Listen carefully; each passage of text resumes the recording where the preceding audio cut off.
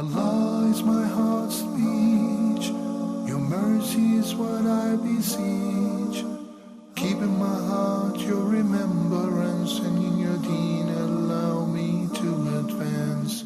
Help me in my quest, permit me to pass the ultimate test. Help me in my quest, permit me to pass the ultimate test. Assalamu alaikum wa rahmatullahi wa barakatuh, and welcome to a new edition of your program Ask Huda. Bismillahir Rahmanir Rahim. Alhamdulillahi Rabbil Alameen. Wal aqibatu lil muttaqeen. Wa la udwana illa ala zalimin.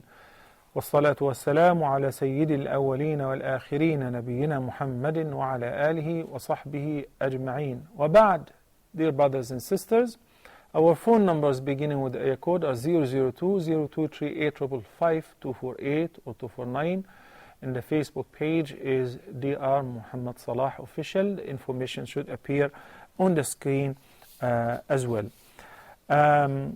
We had a pending couple of questions that we received in the control last time in the previous episode. The first one from Ashraf from Egypt. Is it permissible to possess a skeleton for the sake of study? Narrated Aisha radiyallahu anha from the Prophet sallallahu alayhi wasallam said, كسر عظم الميت ككسر عظم الحي, which means breaking the bones of a dead person is the same like breaking the bones of a living person, which means the sacredness of the human being is maintained even after his death. It doesn't mean that when the person dies that he lost his sacredness. He should be treated with honor. To honor the dead person is to be buried. The Prophet ﷺ buried the Meccan pagans who came to fight against him on the Battle of Badr. Even though they were disbelievers, they were the worst types of disbelievers, like Abu Jahl, Umayyah ibn Khalaf, and these guys. And the Prophet ﷺ buried them in the Qalib of Badr, and he did not leave them in the open for wild animals to devour their bodies.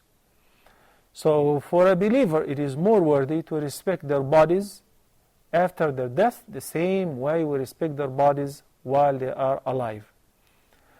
But if there is a maslahah, a greater benefit, which requires us to perhaps break the bones, do the autopsy, or study the anatomy on a living, on a body of a real human being after the death, if this would lead to the better diagnosis of the cause of death, the better diagnosis of diseases, and teaching the students, the seekers of the medical knowledge, then that's a benefit.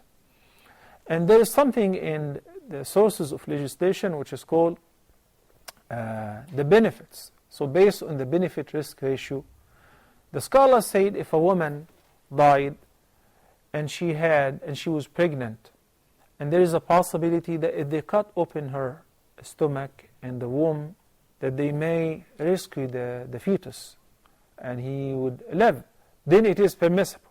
In other conditions it is not permissible, but because of a bigger benefit. So based on the benefit-risk ratio, it is permissible.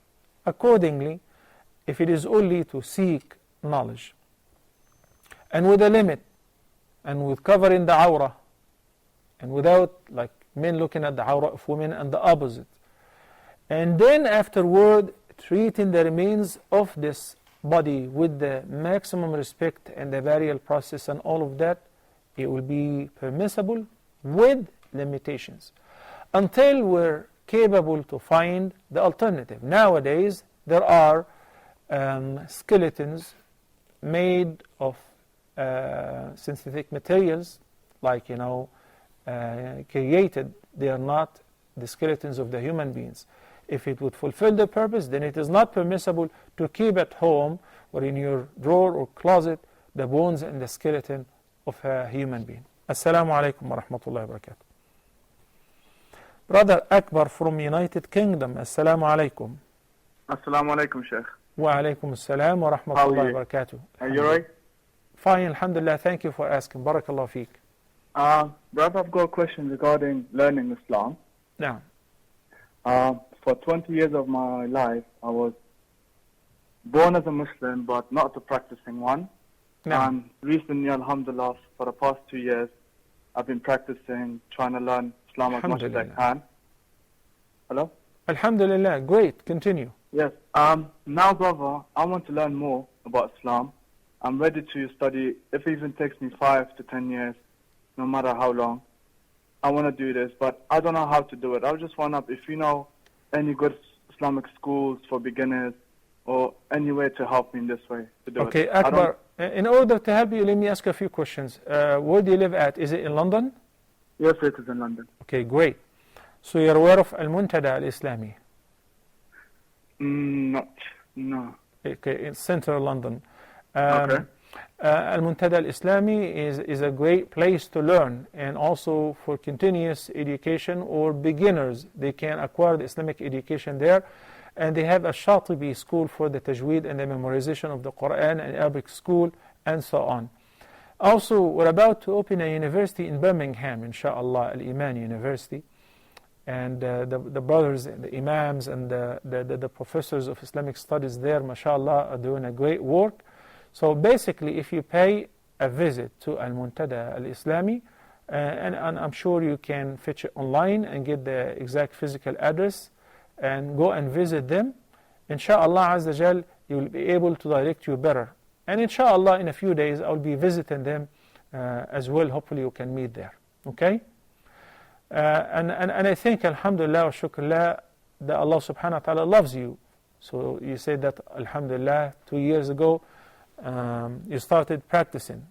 Great. Try to maintain this by having a good company around you, by acquiring a religious education, by trying to live nearby an Islamic center or a masjid, so that you'll be able to attend as many prayers as possible there, and perhaps ta'aleem as well. In addition to that, those who don't have access to a physical site for Islamic education, they can still acquire the Islamic education online. That is the learning. There is the Islamic University online, and there is Mishkah University in North America. So these are all means through which you can acquire Islamic education, undergraduate, postgraduate, until even PhD and doctorate degree in Islamic studies at the convenience of your residence. Barakallah feek, Akbar. Jazakallah khairan, and hope to see you in London, inshallah. Brother Abdul Kareem from Somalia called in last time as well, and he deposited his question in the control. He says, my wife is suffering from Satan. She sometimes talks to herself. What is the best cure for that? First of all, I normally say we have to diagnose the condition. Whether is it really a possession, like she's been possessed by Satan or not. We stated earlier that it is possible for the jinn to possess the human body and to control what the person says and what the person does and so on. And it is very possible that the person could be suffering from a magical spell or even an evil eye, which can make the person sick, behaves weird, and so on. The best solution to all of that is to recite al-ruqya al-shar'iyya, certain ayat which I have mentioned repeatedly. And just to make the long story short, as how to recite this and what to be recited, inshallah today I shall post, inshallah, all those verses and the invocations on my page for the reference in Arabic and in English, inshallah. Assalamu alaikum wa rahmatullahi wa barakatuh. Brother Muhammad from Oman. Walaikum salam, Sheikh. How are you? I'm fine, alhamdulillah. Thank you for asking. Go ahead, Brother Muhammad. MashaAllah, Sheikh, you're looking very smart. Barakallah feek, jazakallahu khairan. Thank you so much. May Allah bless you and your family. Okay. Sheikh, I have two questions, inshallah. Now, I wanted a clarification of an ayah where Allah says that He misguides, people who disbelieve in His signs, misguides them step by step without them even perceiving it. and this was in context with to also applies to Muslims who, practicing Muslims who fall astray. So I just wanted some clarification regarding this. Like, why does it actually happen? What bad deeds do people do that they become misled even after seeking knowledge and even after praying so much? There comes a point in time that there are some who become astray. So how do we seek refuge from such thing? Right. And second thing is our belief about prophets. We believe that they are sinless, but Musa alayhi salam actually he did a mistake. It was a mistake, but the murder. So how do we clarify if somebody asks us regarding this point? I didn't get your second question clearly. Prophets and the prophets committing a sin or a mistake. Muhammad, can you hear me? Yes, Okay, could you repeat your second question, please? Yeah, my second question is regarding the belief of our prophets, our belief regarding prophets. Mm-hmm. We believe that they are sinless and they are innocent, but Adam alayhi salam and Musa alayhi salam, they did a mistake. So I just want to know how do we explain this to others? Because they did a mistake, and if we believe that they are sinless and they are innocent, and how do we justify this what happened with Musa alayhi salam and Adam alayhi salam? Right. Barakallah feek. Because Assalamu alaikum wa rahmatullahi wa barakatuh. Brother Ashraf from Egypt. Assalamu alaikum. Wa alaikum assalam wa rahmatullahi wa barakatuh. Welcome to Ask Huda. I have a question about maintaining or keeping a human skeleton at home to study medicine. Is it halal or haram? Brother Ashraf, that was answered just a few minutes ago. The very first question was answered in this episode. Okay? Barakallah feek.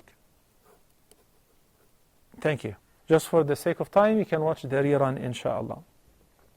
Brother Muhammad from Oman have two important questions. That how could a person, after seeking knowledge and studying and whatever, then he may go astray? And how could a person save himself against that? In fact, the reasoning behind that is explained in a hadith. The hadith is narrated by Abdullah ibn Mas'ud, may Allah be pleased with him. In a segment of this hadith, the Prophet ﷺ said, إن أحدكم ليعمل بعمل أهل الجنة حتى ما يكون بينه وبينها إلا ذراع فيسبق عليه الكتاب فيعمل بعمل أهل النار فيدخلها. That the person may act according to the actions of the righteous people until he is so close to paradise, like there is only an arm's length between him and entering heaven. Then whatever has been preordained for him would overcome him, and he will change, and he will end up in fire. How did this happen? Well, it is explained in a narration that the Prophet ﷺ said, إن أحدكم لا يعمل بعمل أهل الجنة فيما يبدو للناس. As it appears to us that the person was showing off, or he was acquiring knowledge, but not according to the Sunnah, not on the straight path, or not for the sake of Allah subhanahu wa ta'ala. Because Allah the Almighty is the most just. So He does not wrong anyone. إِنَّ اللَّهَ لَا يَظْلِمُ النَّاسَ شَيْئًا وَلَكِنَّ النَّاسَ أَنفُسَهُمْ يَظْلِمُونَ. Allah does not wrong people and art. It is people who wrong themselves. Assalamu alaikum wa rahmatullahi wa barakatuh. Brother Abdul Ghani from Oman. Yes, Assalamu alaikum, Sheikh. Wa alaikum salam wa rahmatullahi wa barakatuh. Welcome to Ask Huda, Akhi. Yeah, Sheikh, I have three questions. Yeah. The first question is, normally the woman cannot travel alone, or they cannot stay more than 3 days alone. When I am sending my daughter for the hostel, if she can stay alone, I mean, she has to stay with her girlfriends only. So is it allowed to let them stay in the hostel? You mean the dorm? The next question, I am planning to buy a car. So, in my family, my daughter and my wife and myself has a different idea of choosing the colors. So, at the end what we decided, we have to put, 3 different colors and choose any one by, putting the token. Flip the coin. So is it allowed in Islam? Okay. And the third question is, if I am, my son has passed away, so he is, not completing his 30 days Ramadan. I mean, when he was died, he is on the last day of Ramadan. May Allah But he missed some fasting. So if we observe fasting for him, it will reward him. This is my question. Okay, I need to ask you this question.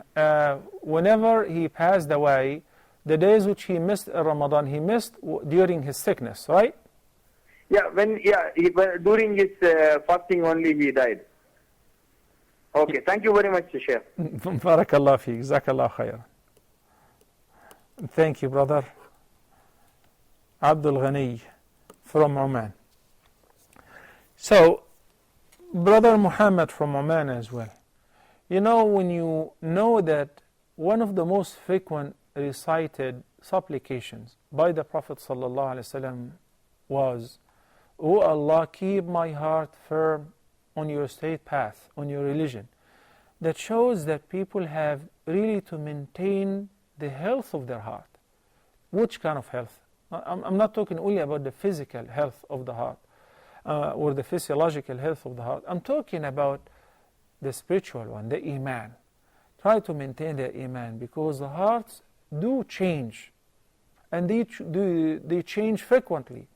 So if the person achieved a certain level of Iman, doesn't mean that he's saved and he can live and die in this condition. He can only be better, he can be bad. No. What happens is, as long as we live in this life, we're exposed to trials, to tests, and the person has to maintain success and steadfastness on the straight path in order to be saved. So this is what the person needs to do. With regards to the infallibility of the prophets, that not all the prophets were absolutely infallible, but as a matter of fact, with the vast majority of the scholars said that infallible for the major sins and the shameful deeds. As far as for Musa a.s., he did what he did when he killed the Israeli or the Coptic person for the Israeli. He did that before he was appointed as a prophet, and he did not do it deliberately. But mashallah, Musa a.s. was given a very hard fist. Once he punched him once, he killed him. It was not like a big fight. Okay? And he repented eventually after he regretted that. Then he was appointed as a prophet. Assalamu alaikum wa rahmatullahi wa barakatuh. Sister Yasmin from Yemen. Assalamu alaikum. Wa alaikum assalam wa rahmatullahi wa barakatuh. No problem. Please try again. Sister Mu'ina from Nigeria is next on the line. Assalamu alaikum. Wa alaikum salam wa rahmatullah. Wa alaikum salam wa rahmatullah. Go ahead, Sister Mu'ina, please. I want to make some requests and a sort of advice as well. I want to ask, is it possible for you to advise us, we mothers generally, on how to manage our time with our children so that at least they will become knowledgeable, and at least we'll be proud of them one day? Maybe you give us a general advice. Then at the same time, if there is a prophetic tradition, if there is a prayer that mothers can be doing for the children so that they will be knowledgeable and become useful to the society. So these are my advice. I need advice and a request based on this. And there was a question I asked in one of your episodes he made a tafsir on Surah An-Najm, the last verse of the surah, that when the surah was revealed, everybody there prostrated except somebody, which I did not get the name. And that question was not answered during that episode. So I don't know if I'll be opportune to have the answer tonight, inshallah. Okay. Okay. Thank you, Sister Mu'ina. Barakallahu feek. As far as the person who did not prostrate himself, that was Umayyah ibn Khalaf, and he picked up the dust and he placed it on his forehead. And I remember answering this question as well. As far as, an advice to the mothers as how to manage their time and so on, inshallah, I will answer it in the same order I received the question. Brother Abdul Ghani from Oman, he says that he knows that traveling alone for a woman is not permitted. And he says also staying for several days is not permitted. So what could he do with his daughter whom he sends to school, obviously overseas, and she stays in the dorm? If you are talking about dropping her into a school which is an Islamic school, you know that for sure. Once she's admitted to the dorm, she has a supervision, and she's living in a safe environment, and you drop her off and you pick her up, that is okay. But if you're talking about sending your daughter abroad to a non-Muslim country to acquire an education, and she lives in the dorm, and you think this is okay, that is not okay. For many reasons. Number one is a religious reason, because it is not permissible.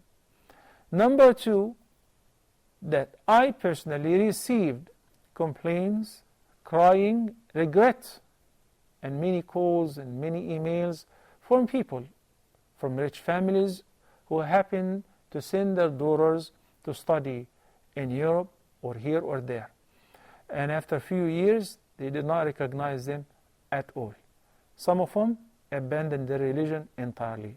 They're not Muslims anymore. Some of them, she got hooked up with a non-Muslim boy, and she says that they're getting married.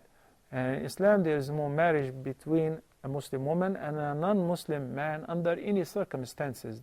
This relationship is perceived in the Sharia as adultery.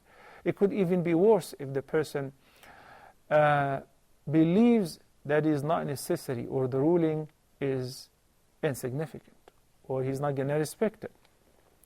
Of course, these are some cases. So there is a risk, and there is a big danger. And the danger is not only for the girls, for the boys as well, because of the peer pressure, because of the effect of the society, and so on.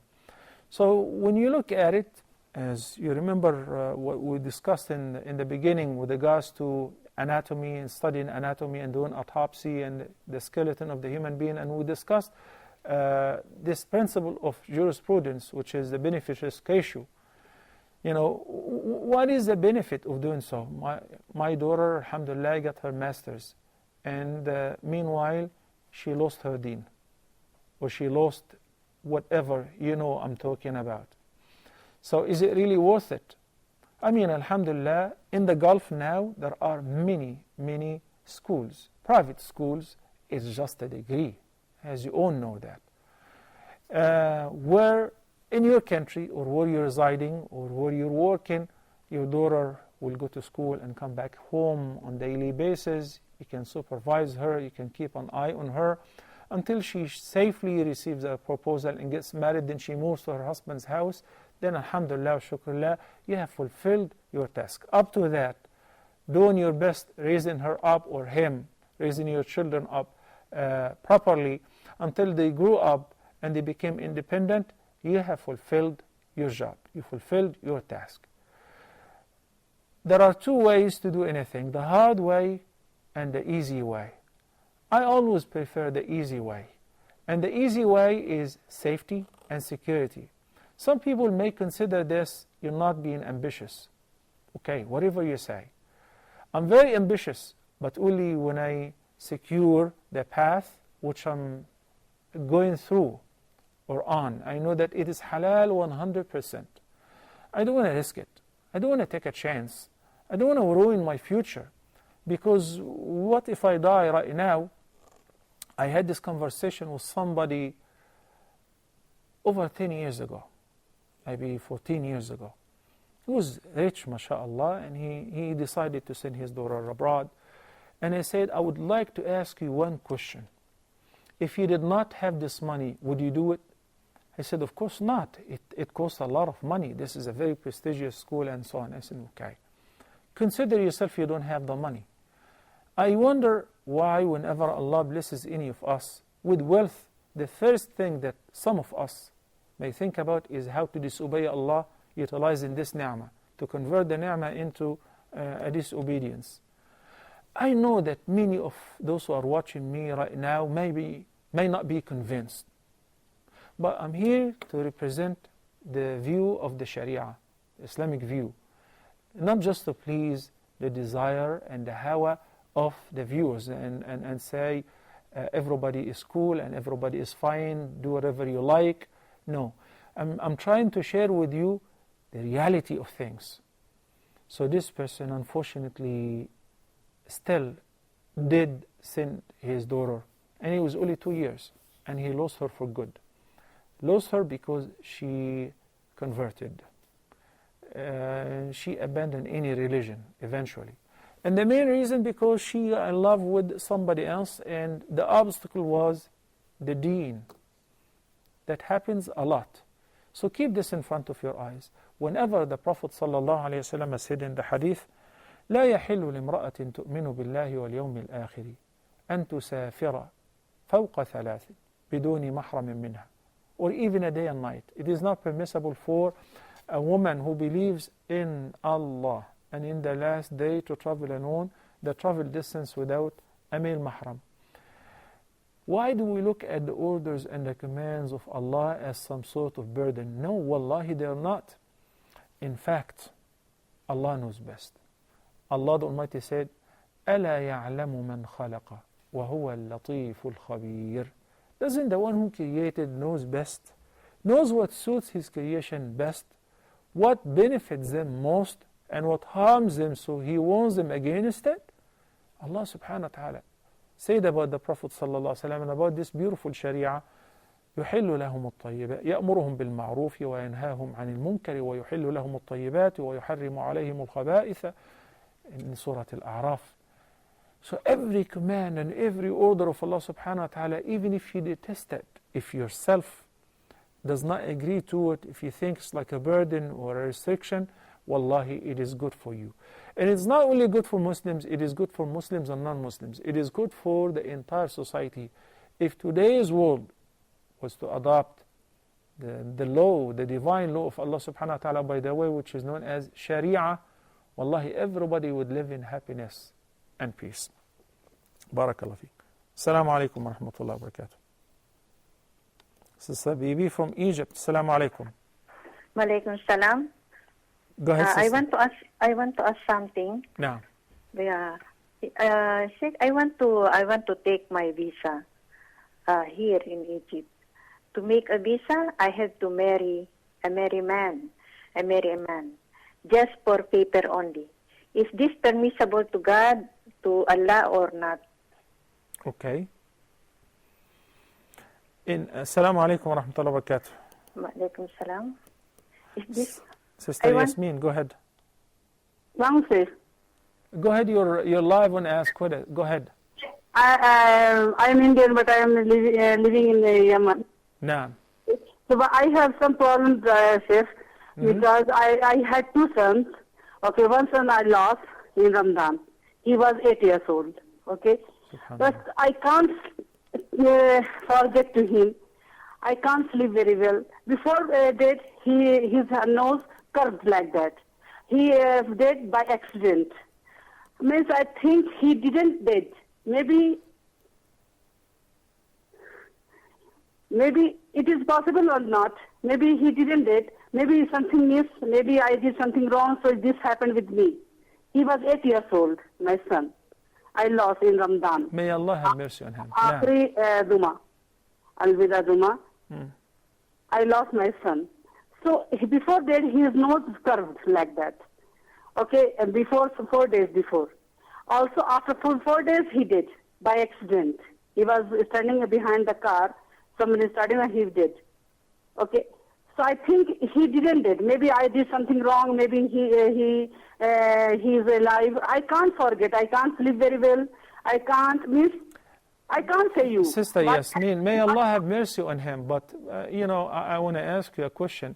Did you receive his body, or you were told that he's dead and you didn't see he is deceased? I received my body. In front of me, he did. In front Okay, of so me. he actually died. It's just that he cannot accept the fact that he's dead, and he feel that he is still alive, and you're just missing him so much. Yes, right? I'm not missing. I think he is standing in front of me. Naam, naam. Sister Yasmin, may Allah have mercy on your son, and may Allah grant you a great deal of patience. Of course, it's very hard to lose a son, especially at this age. But meanwhile, you have to understand that that was his lifespan. If he did not die by a car accident, he would have died on his bed. He would have died for any reason or any cause, because that was his lifespan. He was only allowed to live that much time in life. And it's a test. It's a big test, no doubt. But the Prophet ﷺ said that Allah the Almighty promises, if you're patient for losing your son, Allah the Almighty will build a house for you in paradise. Your son is already in heaven ahead of you. Alhamdulillah wa shukrillah. The children of Muslims who die under the age of puberty, they go to heaven. And their parents, they follow them to heaven if they were patient, if they did not object to Allah's decree. So what you're experiencing, this feeling of grief, sorrow, to the point that you feel like he is still alive, even though you know that he is dead, as long as you do not express your feeling by any objection to Allah's decree, An-Nabi sallallahu alaihi wasallam lost his son as well. And this is what he said. He said, indeed my eyes are shedding tears. My heart is broken and saddened. And I miss my son so much. I do not say anything but what pleases Allah the Almighty. وَلَا نَقُولُ إِلَّا مَا يُرْضِي الرَّبِّ. So what you need to do is submit yourself to the will of Allah. Acknowledge the fact that this is a test. It's a big test. But the bigger is the test, the bigger is the reward. And the reward is to guarantee that inshallah you will enter heaven. So he will be your intercessor on the day of judgment, inshallah azza jal. What you can do is maintain steadfastness in the remaining part of your life. Try to recite Quran, offer your prayer. Remind yourself with the virtues of patience, the reward which Allah subhanahu wa ta'ala has prepared for you. Because in fact, whether you believe that he's dead or not, he's already dead. And whether you keep crying forever or not, he's not going to come back to life at all. He is inshallah in a better life. His soul is in heaven, inshallah azza jal, since he died as a child to Muslim parents. So please calm down and be patient. Recite the beautiful ayat which refer to the virtues of patience in Surah Al-Baqarah. Know that the Prophet ﷺ said, if anybody is afflicted with any calamity, like the loss of a beloved person, then he says, Inna lillahi wa inna ilayhi raji'un. Well, surely we all belong to Allah, and unto Him we shall return. And you say this dua, Allahumma ajurni fi musibati wa akhluf li khayran minha. Allah will give you better than what you lost. Which means, oh Allah, reward me for my patience on my calamity and give me better than what I lost. And we pray for you, may Allah give you patience and have mercy on your child. We'll take a short break and we'll be back inshallah in a few minutes. Everybody please stay tuned.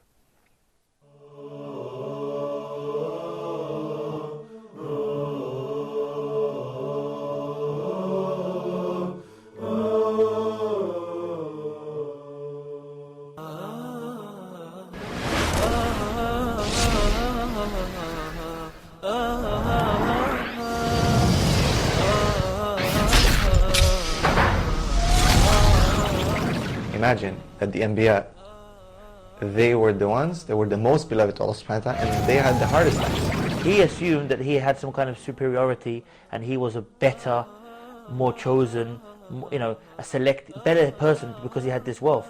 And then you look at all the other people who had wealth, and some of them were the worst people. He had Fir'aun and reviving your niyyah time and again, that you're doing insincerely for the sake of Allah subhanahu wa ta'ala. Most of the youth, they think, oh, I'm going to pray when I'm old, it's okay, now I'll have fun in my life. Later on I'll work, I'll go on my bed, I'll pray 5 times a day. And all these things, they think that's later on in their life, and they don't know when they will die. Amira, who's your role model? Khadija radiallahu anha. And why? Because she was Prophet Muhammad sallallahu alaihi wasallam's wife, and she was the first lady to believe in Islam.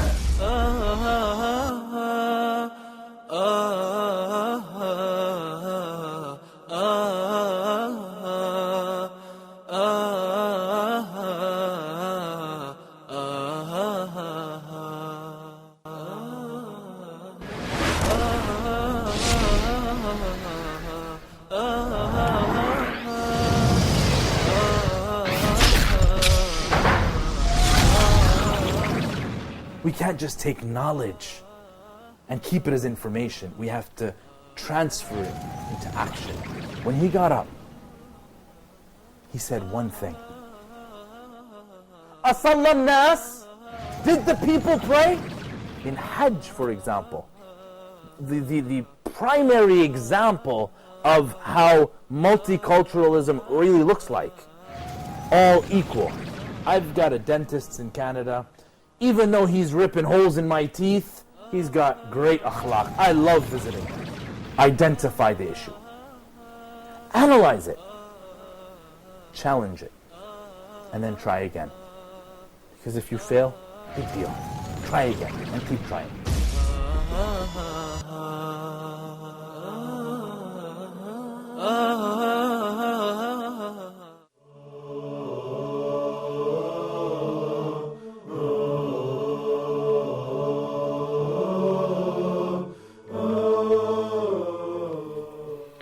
Assalamu alaikum wa rahmatullahi wa barakatuh, and welcome back. Brother Abdul Ghani from Oman, with regards to drawing lots in order to choose which color of the car that you're planning to buy, we as Muslims have been provided with a better with the best means of making the final and the finest decision to choose between multiple choices as long as they're all lawful, which is known as al-istikhara. And if you browse my page, the Facebook page, you'll find the hadith and how to pray, and there is even a video that answering all the details about al-istikhara and the supplication in Arabic and in English and so on, just for the sake of time. With regards to making up the fasting on behalf of your son who passed away in Ramadan, I begin by extending the condolence to you. May Allah have mercy on your son, and may Allah reward you for your patience, alhamdulillah.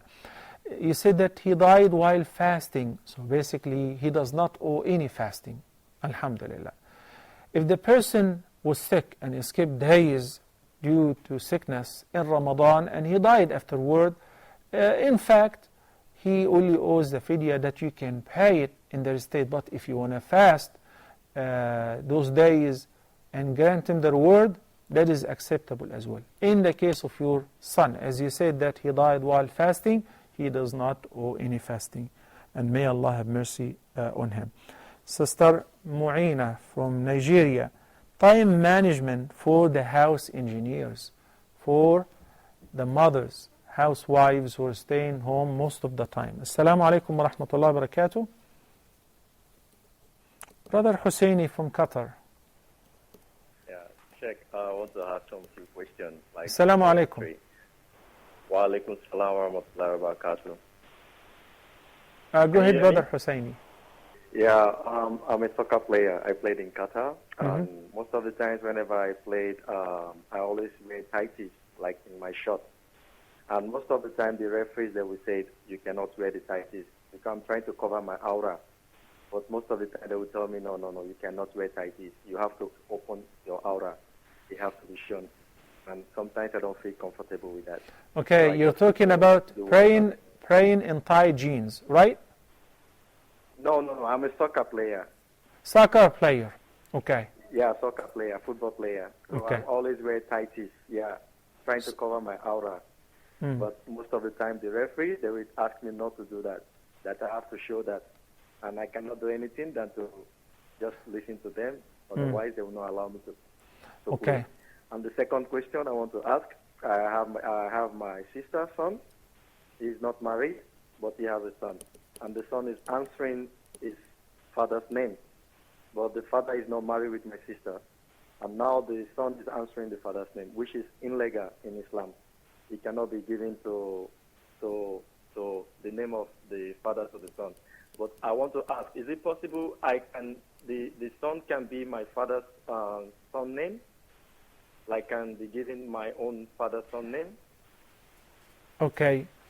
In fact, And okay. And Go ahead. thirdly, I also have a sister. Yeah, I also have a sister, which is also in a boyfriend's house with pregnancy, and she's going to deliver in a few months. And I've been helping her, giving her, supporting her with finance. But later, I vow not to give her money. So now I want to see if I can, what can I do to break the vow so that I can assist her, because I know she's going through difficulty. And what can I tell her so that she can go out of the place that she is, because she's not Husseini, allowed. is she the same sister who had this child out of an illegitimate relationship? She's my twin sister. Oh, so you have two sisters. You have two questions Yeah, with two different in the sisters. same family, the same, yeah. Okay. With regards to the vow that you made not to support or whatever, and now you want to resume, there is a penalty. There is a ransom that you pay, Yes. and you should resume. Okay. Yes. The ransom will be either feeding 10 poor people or buying clothes for them. This is number one ransom, and I guess you're a soccer player. You can afford it. The second, if you cannot afford it, is to fast for 3 days. But if you can afford it, then you simply feed 10 masakin or buy clothes for them, an outfit for 10 masakin. And you should resume the good things that you were doing. The Prophet ﷺ said, مَنْ نَذَرَ أَن يُطِيعَ اللَّهَ فَلْيُطَعْهُ وَمَنْ نَذَرَ أَن يَعْصِيَهُ فَلَا يَعْصِهُ. Whoever makes a vow to obey Allah, let him fulfill his vow. And whoever made a vow of any disobedience, he should not fulfill that vow. So he should resort to the ransom, or what is known as al-kaffara. It is similar to the kaffara of making an oath in the future to do or not to do. Then you change your mind for a better reason. As far as your sister, who have a child out of an illicit relationship, as you said, you're so right, mashallah, you're very educated. She is not allowed to give the child the last name of the biological father because it was out of wedlock. Nor are you allowed to give him your name, because Allah subhanahu wa ta'ala said in Surah Al-Ahzab, أُدْعُوهُمْ لِآبَائِهِمْ هُوَ أَقْسَطُ عِنْدَ اللَّهِ. Everybody must bear the name of their fathers. But this one is only a biological father. It's a punishment for the father. The rest of his life will be deprived from giving the name to a child whom he produced or brought to life due to an illicit relationship. So he will be named after his mother. With regards to wearing short shorts, I thought this tradition now have been ceased. Now they wear long shorts up to the knees. And it is not permissible to show your thighs. It is not permissible. The thighs are a part of the awrah for a man, up to the knees, between the navel and the knees. So playing soccer, playing basketball isn't really an excuse. You have to set the rules according to the Sharia, not according to the referee. Barakallah feek. Sister Mu'ina, if I'm pronouncing the name properly. You know, I see most mothers, housewives, or house engineers, I like that name, I like that title. They are house engineers. If they know how to manage their time and engineer their houses, like you've got plenty of time in your hand.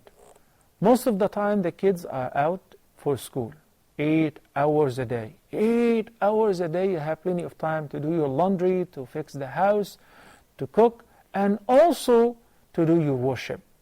So for instance, I advise my wife to put the MP3 player or whatever with a loudspeaker so she can listen while cooking, while cleaning up, while fixing the housework, waiting for the kids to come back from school. So there's plenty of time while doing the physical work. You still can enjoy learning, listening to the Quran if you can recite, listening to lectures, learning beneficial lessons so that you can pass them on to your children once they come home from school. This time is yours, is all yours. While at home, alhamdulillah, for you it's a privilege to pray at home. As a matter of fact, the Prophet ﷺ said to the lady companion who said, I love to pray with you behind you in your masjid. The Prophet ﷺ said, I know that, but your prayer at home is superior in the reward to praying behind me in my masjid. The prayer of any woman at home is superior to praying behind the Prophet ﷺ in the masjid. So you can pray along with the fard, lini of nawafil. Appoint or designate a place where you put a plain janamaz prayer rug to offer the prayer in the corner of your house. Have a daily sabaq to recite of the Quran. Learn something new every day. If you don't have a diary, if you don't have a calendar to keep posting your achievement, you're going to miss a lot of time. You're going to sleep most of the day, and eventually you would not recognize that your life has been running away out of your hand without realizing.